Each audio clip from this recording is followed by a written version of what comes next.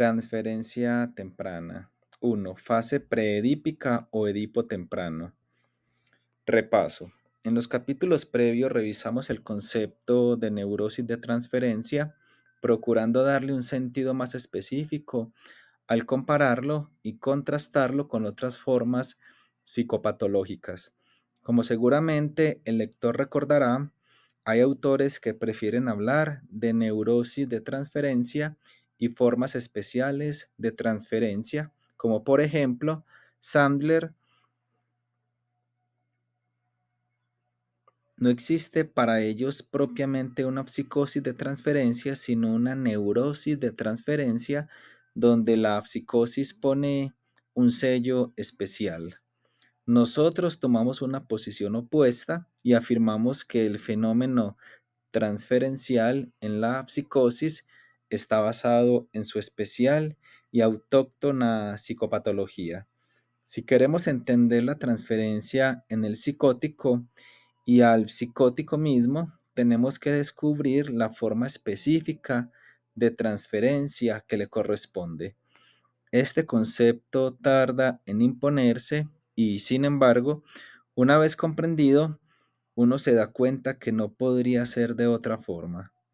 ¿Qué se puede esperar de un adicto sino que trate de mantener con el analista el vínculo propio de su enfermedad, tomándolo por una droga? Dijimos además que nunca existe un cuadro de neurosis pura, sino que hay siempre en cada caso una mezcla de aspectos neuróticos y psicóticos, psicopáticos, adictivos y perversos, y consiguientemente siempre va a haber una psicosis de transferencia y una psicopatía de transferencia, etcétera, concomitantes a la neurosis de transferencia en sentido estricto.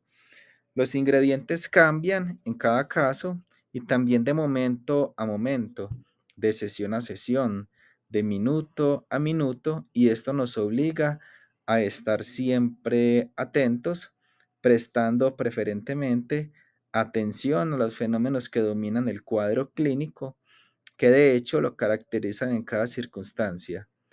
La otra metodología, en cambio, es más peligrosa por cuanto nos puede llevar a imponer al paciente el tipo neurótico de funcionamiento cuando no es el que le cuadra. En otras palabras, si somos más precisos al describir los hechos, mejor podremos comprender a nuestros pacientes. Puede ser que por razones tácticas, en un momento dado tratemos de reforzar los aspectos neuróticos de la transferencia, que son los más accesibles, pero tendremos que ser plenamente conscientes de que estamos haciendo algo que tiene que ver con el manejo de la situación transferencial y no estrictamente con su análisis. Por otro lado, siendo por definición la neurosis de transferencia la parte del paciente más cercana a la realidad, todo lo que pueda legítimamente reforzarla será bueno, siempre que no se confunda reforzar con estimular. El tema de este capítulo, la transferencia temprana, implica una nueva ampliación del concepto de transferencia o de neurosis de transferencia. Es otra forma especial de transferencia que ya no tiene que ver con la configuración psicopatológica, sino con el desarrollo, con criterios evolutivos. Para empezar, conviene darse cuenta de que por el solo hecho de tratarlo, ya estamos tomando una posición frente a este tema. Es decir, que pensamos que esta transferencia existe y que se le puede definir, caracterizar y estudiar con los métodos del psicoanálisis. Si bien es este un punto de vista todavía controvertido, pienso que hay una franca tendencia a aceptarlo cada vez más. 2. La neurosis infantil. La neurosis del adulto ha dicho reiteradamente Freud y después también Wilhelm Reis en su Análisis del carácter, 1933, tiene siempre su raíz en la infancia, en la llamada neurosis infantil. Y esta es la que aparece en análisis como neurosis de transferencia en sentido estricto. Ahora bien, la neurosis de transferencia está indisolublemente ligada a la situación edípica. Se alcanza el nivel de integración neurótica cuando se logra superar una etapa del desarrollo, larga no tanto en tiempo cuanto en esfuerzo, que nos lleva hasta el punto en que ya se puede diferenciar el yo del objeto y también los objetos entre sí, en que se puede reconocer que hay un padre y una madre frente a los cuales tenemos que establecer una estrategia racional. A este tipo de vínculo que, como demostró Freud, está muy ligado a factores instintivos, es a lo que se le llama complejo de Edipo. Como dice Elizabeth Eretz-Setzel, 1968, solo cuando se ha logrado superar el nivel diático de desarrollo es que puede plantearse verdaderamente la situación edípica. Desde este punto de vista, el complejo de Edipo implica un grado de maduración muy grande, en cuanto significa haber resuelto los problemas con cada uno de los padres por separado y estar en condiciones de establecer una relación con ambos simultáneamente. A este nivel de desarrollo corresponde estrictamente, repitámoslo, la neurosis de transferencia. Muchos autores, sobre todo psicológicos del yo, piensan que solo cuando se alcanza este grado de maduración es factible el tratamiento psicoanalítico, porque entonces el futuro analizado será capaz de distinguir entre realidad y fantasía, entre lo externo y lo interno, o en términos más técnicos, entre la neurosis de transferencia y la alianza terapéutica.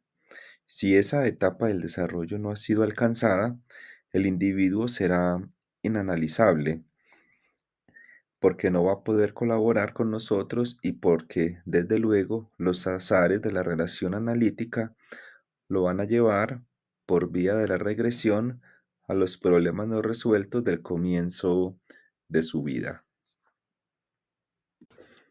El desarrollo preedípico 3. Nadie duda, por cierto, que hay un desarrollo psicológico que se extiende desde el nacimiento o antes hasta que el niño ingresa al conflicto edípico, tal como lo acabamos de, tal como acabamos de describirlo.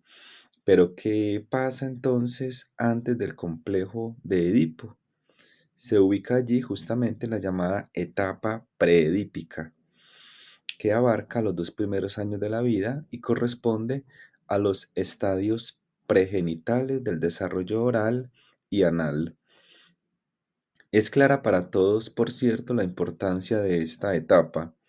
Freud se ocupó de ella reiteradamente, en especial en sus trabajos sobre la sexualidad femenina, conferencia número 33, donde afirma que en la mujer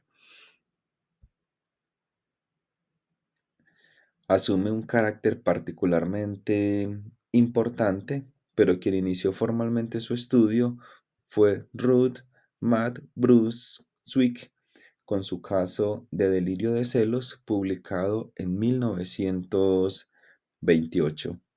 Se trataba de una mujer de 30 años, casada, que fue remitida al análisis por fuertes sentimientos de celos y un serio intento de suicidio. Era la menor de 5 hermanos y su madre había muerto cuando ella tenía 3 años. Su hermana mayor, que le llevaba 10, la había criado como madre sustituta. Débil mental y promiscua, esta hermana, Luisa, fue toda la vida enurética y murió de parálisis juvenil en un hospital psiquiátrico de Viena. La paciente se casó a los 28 años y poco después comenzó el delirio de celos con la idea de que su esposo había tenido relaciones con la madrastra. Estas ideas pronto la dominaron por completo y empezó a sentirse observada por la gente en la calle. Poco después de la muerte de su primera esposa, el padre se había vuelto a casar y con la llegada de la madrastra, la paciente fue enviada a vivir al campo con unos parientes lejanos, donde estuvo desde los 4 a los 11 años. Cuando tenía 5, sin embargo, fue traída del campo para pasar un tiempo en su casa. 3 años después de su regreso definitivo al hogar, su hermana, entonces de 24, ingresó al hospital psiquiátrico, donde murió un lustro después. El análisis fue breve, ya que solo duró 2 meses y medio, pero fue sin duda intenso, y la analista no dejó de utilizar la técnica activa cuando le pareció necesario. A partir de los sueños y de la transferencia, se pudo reconstruir una época de juegos sexuales con la hermana, que se iniciaron cuando la paciente tenía 2 años y se interrumpieron a los 4 al ser sacada de la casa. Los juegos, que consistían en masturbación clitoridiana recíproca en la cama y en el baño, se reprodujeron en muchos de los sueños del análisis, facilarmente en uno de ellos que se transcribe. Una persona a quien la paciente llama Luisa, pero que por todos los otros aspectos soy yo, la acuesta en la cama con ella. La paciente se acuesta con la cabeza sobre los pies de la hermana para alcanzar mejor los genitales. Luisa tiene alrededor de 12 años y la paciente alrededor de 2 y es muy pequeña. Se masturban recíprocamente en forma simultánea. Luisa le enseña a mantener con una mano los labios abiertos y a frotar el clítoris con la otra. Todo el acto tiene lugar bajo las cobijas.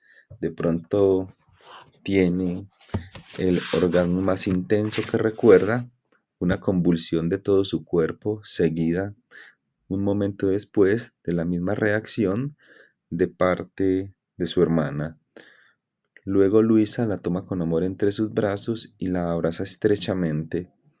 El sueño posee una sensación absoluta de realidad. Más adelante recordó que cuando estuvo de vuelta en la casa a los 5 años, los juegos sexuales con la hermana asumieron otro carácter, con estimulación vaginal y no solo clitoridiana.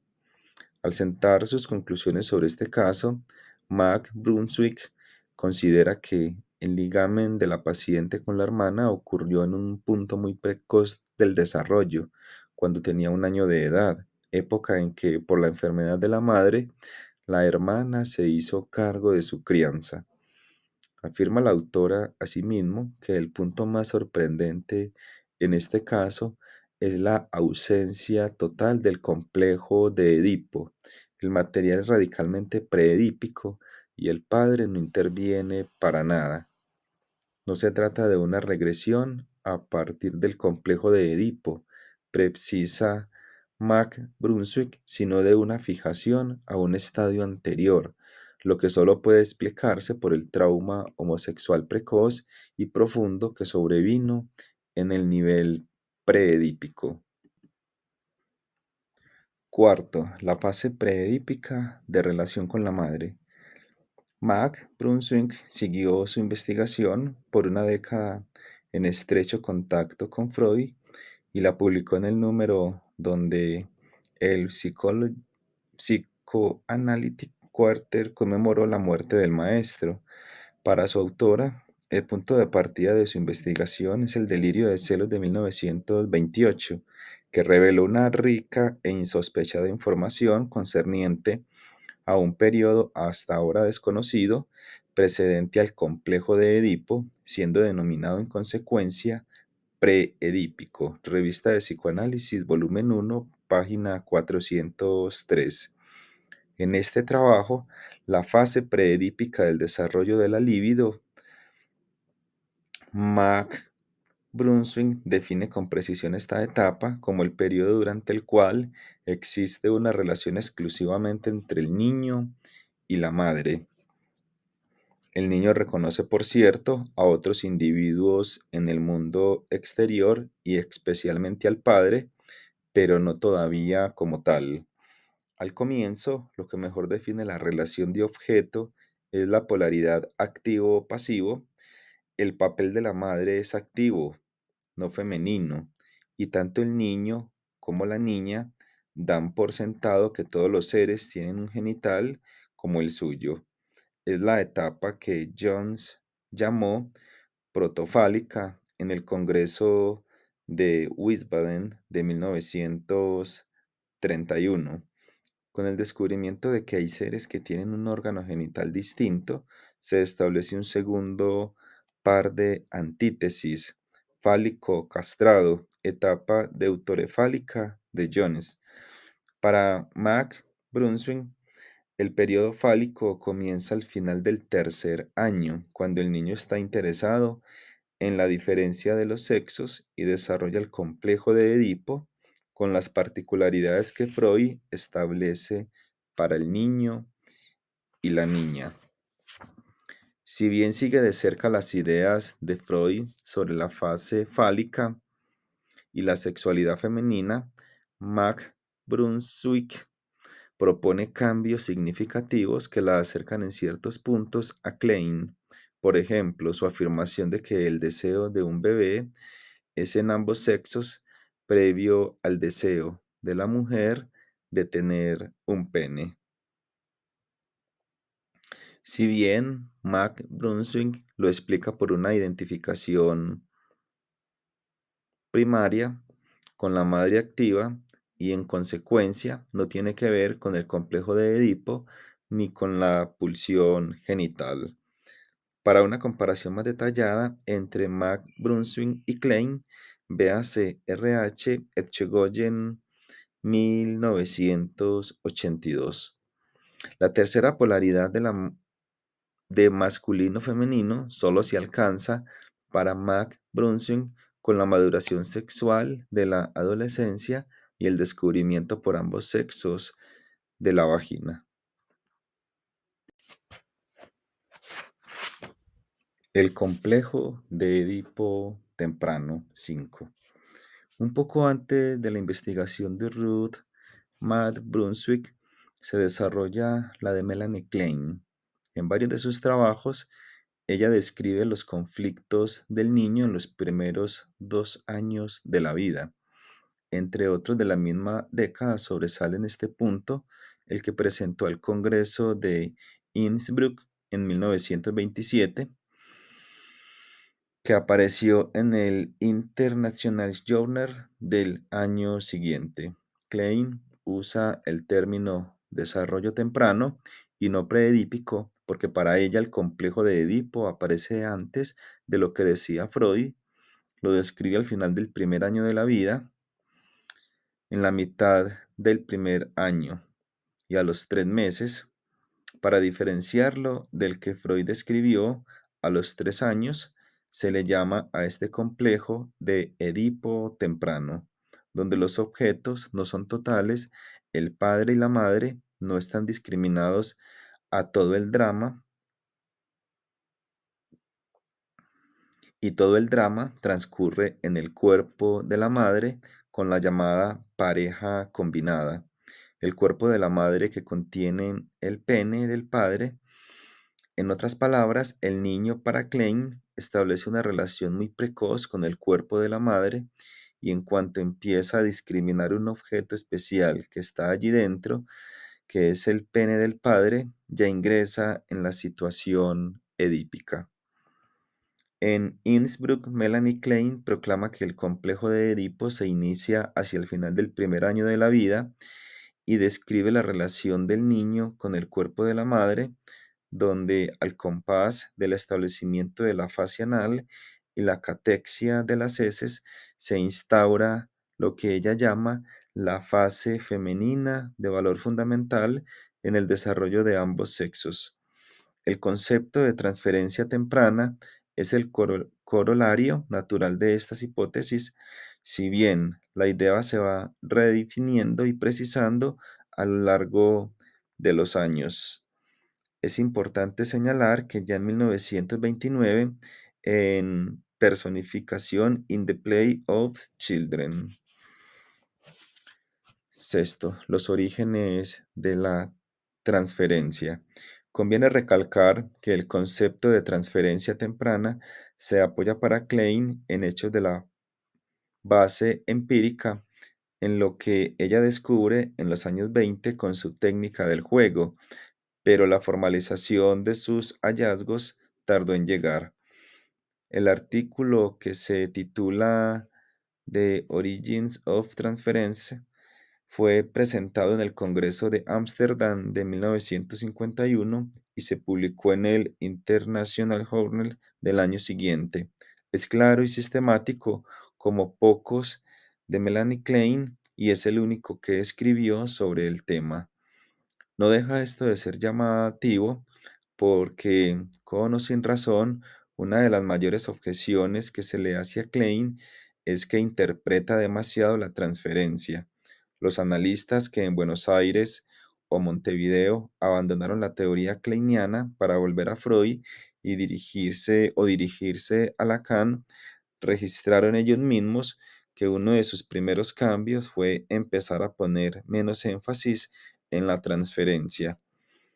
Este cambio en la praxis se sustenta con varios argumentos teóricos. Por ejemplo, que hay que atender más a la historia que al presente. Es decir, que hay que reconstruir más que interpretar, que hay que interpretar las transferencias con las figuras importantes de la realidad, no menos que con el analista, etc.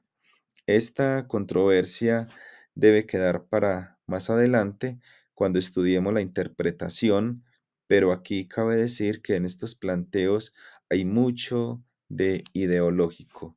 La verdad es que nunca se debe interpretar sobre la base de supuestos, y es igualmente equivocado interpretar la transferencia donde no está, que pasarla por alto. Apoyada en la clásica definición de Freud, en el epílogo al caso Dora, Klein sostiene que la transferencia opera a lo largo de la vida entera e influye en todas las relaciones humanas. En el análisis, el pasado se va reviviendo gradualmente, y cuanto más profundamente penetremos en el inconsciente y más atrás podamos llevar el proceso analítico, tanto mayor será nuestra comprensión de la transferencia.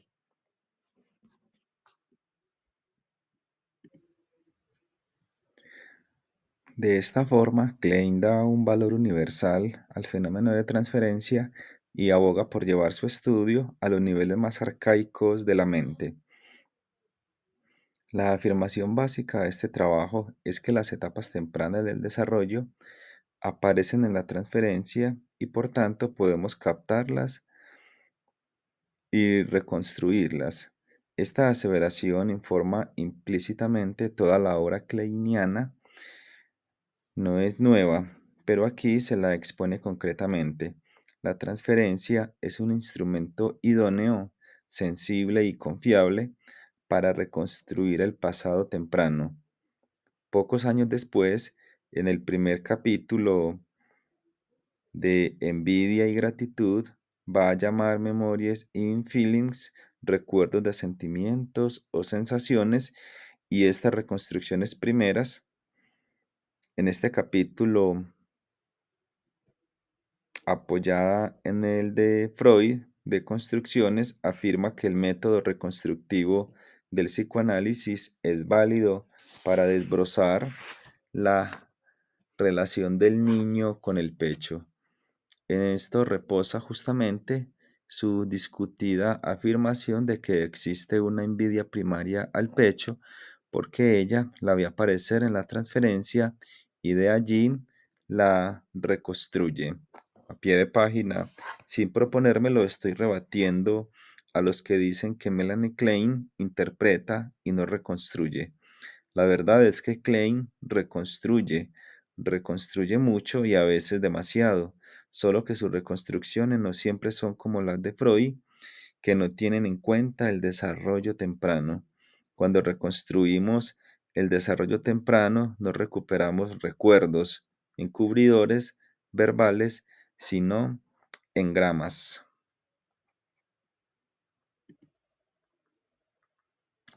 Séptimo, narcisismo y relación de objeto. La base teórica de este artículo es que la relación de objeto aparece de entrada con el comienzo de la vida. Klein expone así por primera vez una discrepancia con Freud y con Anna Freud que viene de lejos. No solo rechaza sin contemplaciones la teoría del narcisismo primario, sino que va más lejos todavía al proclamar que la vida mental no puede darse en el vacío, sin relación de objeto.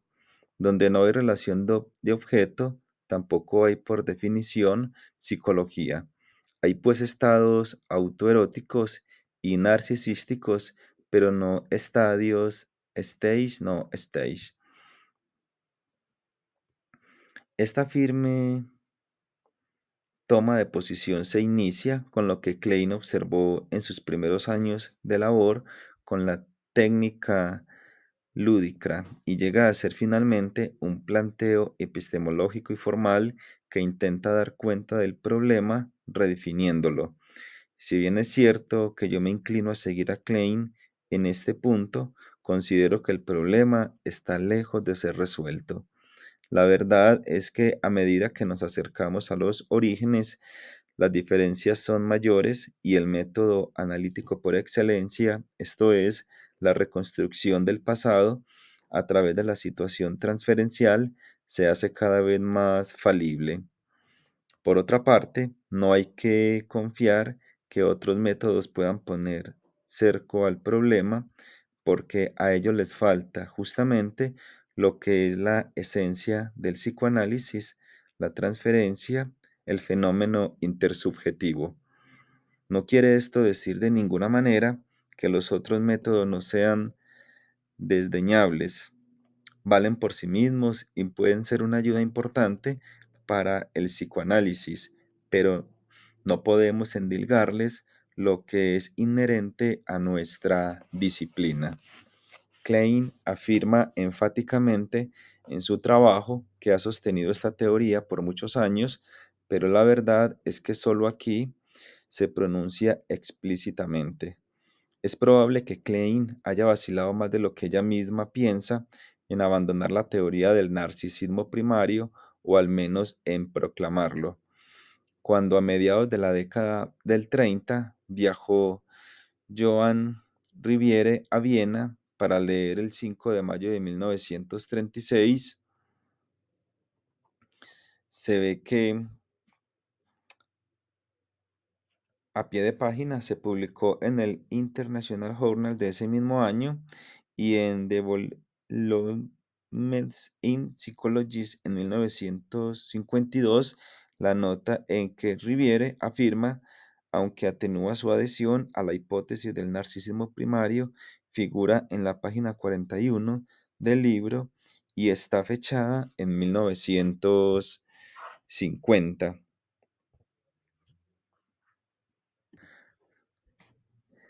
Cuando Joan Riviere viajó a Viena para leer el 5 de mayo de 1936, se ve que le cuesta abandonar la hipótesis del narcisismo primario, pero lo más significativo es que cuando en 1952 publica ese trabajo en Developments in Psychology Analysis, todavía sigue vacilando. Sí, como parece legítimo, tomamos a Rivière como un vocero autorizado de la escuela kleiniana.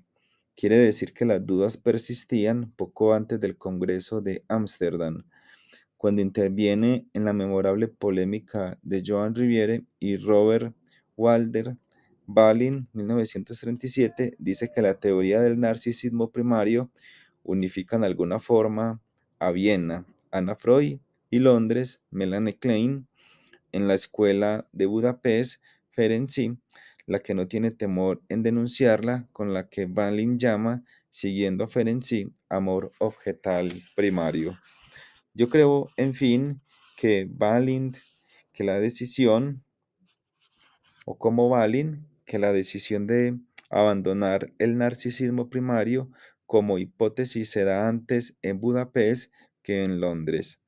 Aunque toda su obra esté orientada en esta dirección, Klein no se decide fácilmente a abandonar las teorías freudianas.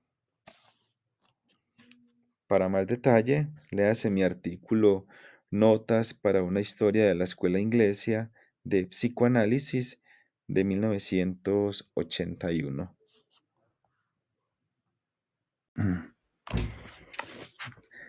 Transferencia y fantasía inocente.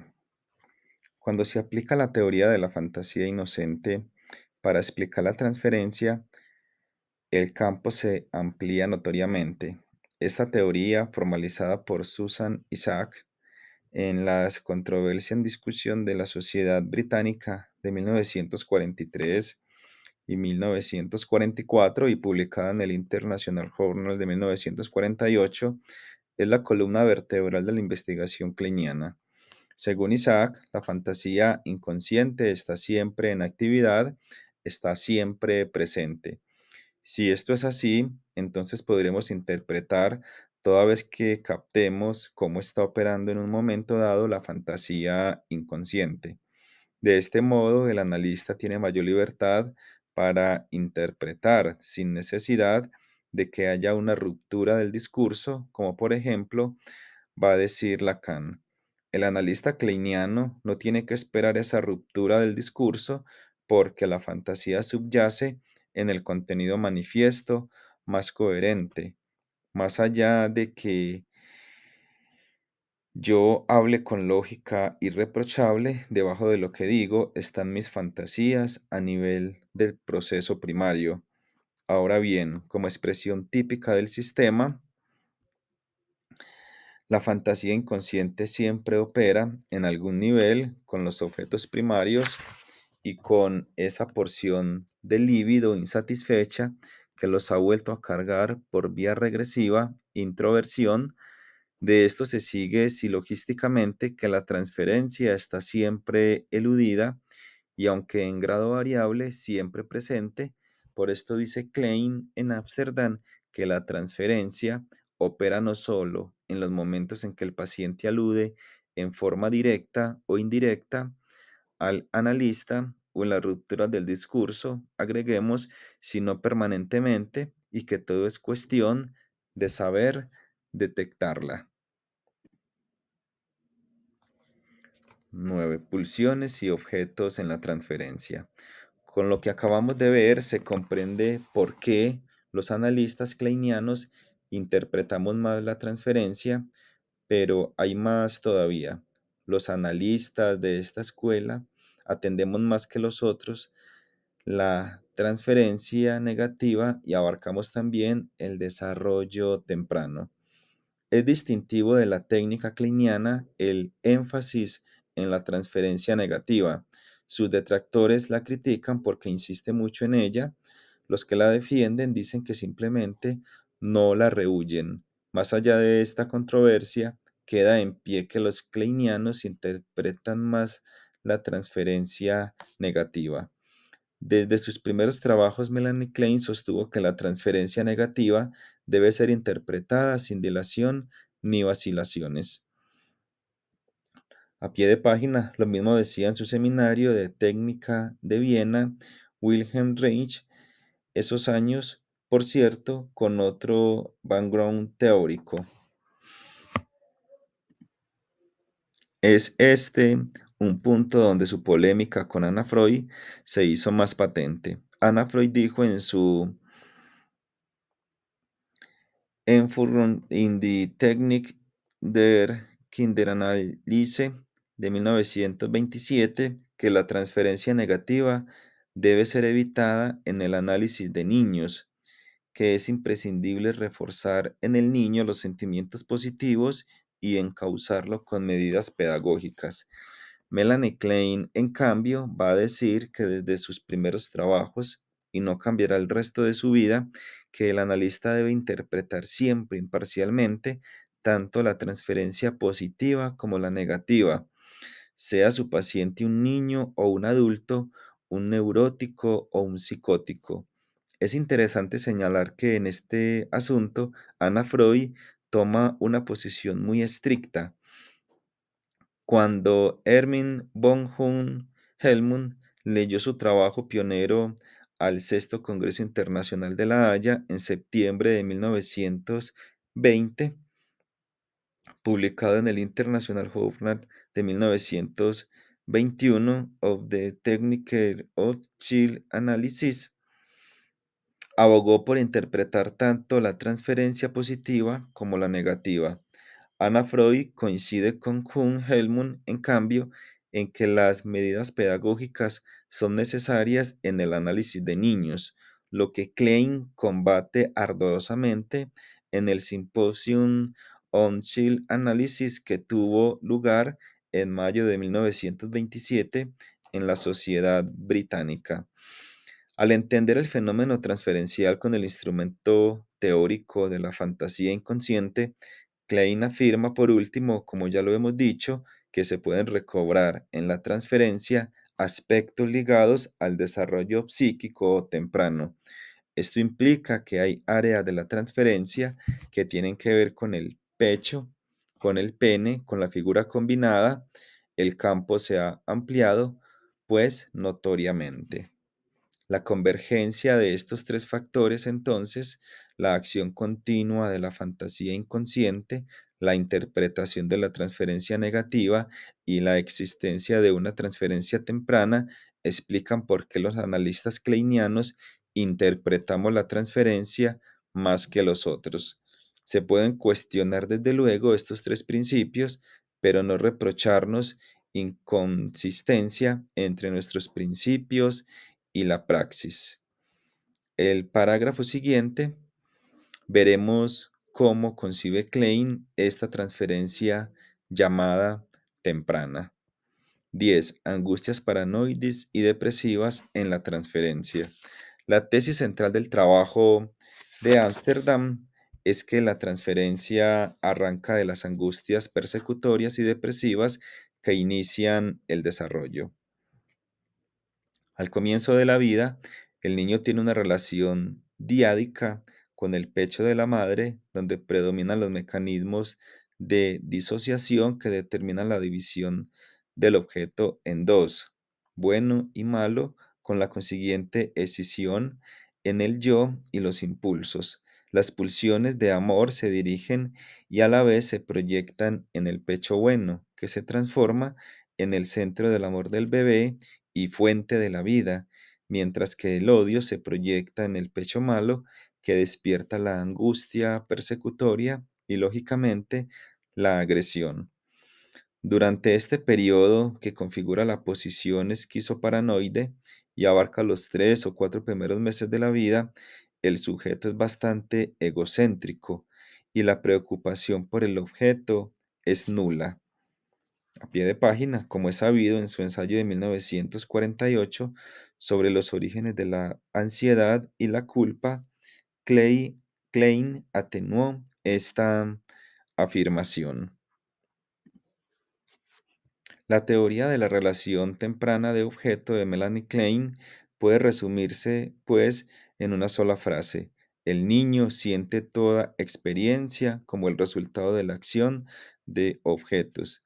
De esto se sigue que, lógicamente, los objetos serán clasificados en buenos o malos según sus acciones sean sentidas como positivas o negativas, beneficiosas o maléficas, con su correlato en el sujeto, la disociación del yo y la polarización de los instintos de vida y de muerte. Este tipo de relación en que predomina la angustia persecutoria y la escisión splitting se acompaña de sentimientos de extrema omnipotencia y mecanismos de negación o de idealización de objeto bueno para contrarrestar la persecución. Esta situación cambia a medida que van afianzándose los procesos de integración. El pecho bueno que da y el pecho malo que frustra se van aproximando en la mente del bebé y por consecuencia los sentimientos de amor por aquel empiezan a juntarse con los de odio por este, lo que trae un cambio radical frente al objeto, que Melanie Klein llama posición depresiva. Lo que mejor define a las dos posiciones kleinianas es, sin duda, la naturaleza de la ansiedad, centrada primero en el temor a la destrucción del yo y luego en el temor a que el objeto bueno sea destruido y con él el mismo yo. Para Melanie Klein, la posición depresiva es básica para el desarrollo, estructura el psiquismo y la relación del sujeto con el objeto, con el mundo, implica la capacidad de simbolizar y de reparar, de separarse del objeto y concederle autonomía. Conjuntamente con la posición depresiva se inicia el complejo de Edipo temprano, ya que los procesos de integración que acabamos de describir implican, por una parte, la autonomía del objeto y por la otra, el reconocimiento del tercero. Desde otro punto de vista, podemos decir que el desarrollo asienta para Klein en los procesos de proyección e introyección que operan desde el comienzo de la vida, aquellos que condicionan la relación con el objeto externo y la realidad exterior, estos con el objeto interno y la realidad psíquica, fantasía, y ambas se influyen mutuamente ya que la proyección y la introyección funcionan de continuo. Es justamente bajo la égida de estos dos procesos fundamentales que se constituye la relación de objeto y se demarcan sus dos áreas, el mundo externo, realidad, y el mundo interno, fantasía. Se entiende entonces que para Klein la transferencia tenga que ver con mecanismos introyectivos y proyectivos, como en su momento afirmaron Ferenczi y Nürnberg, y que sostenga también que la transferencia se origina en los mismos procesos que determinan la relación de objeto en los estadios más tempranos del desarrollo.